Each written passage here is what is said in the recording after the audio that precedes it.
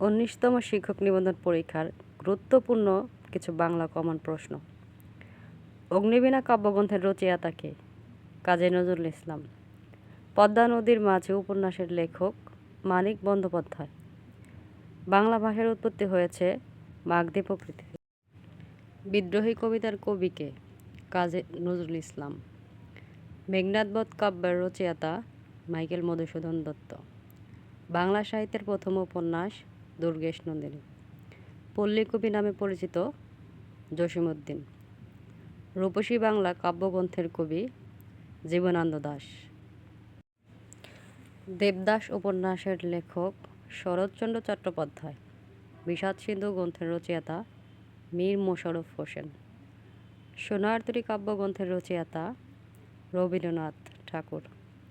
মহাকবি উপাধি পেয়েছেন মাইকেল মধুসূদন দত্ত।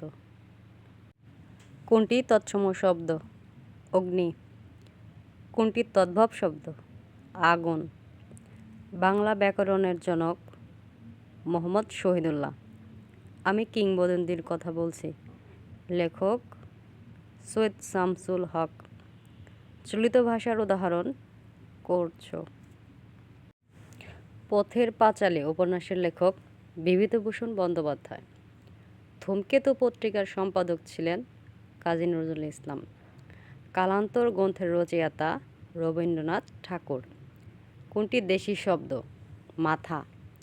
কল্লোল পত্রিকার সঙ্গে যুক্ত ছিলেন বুদ্ধদেব বসু।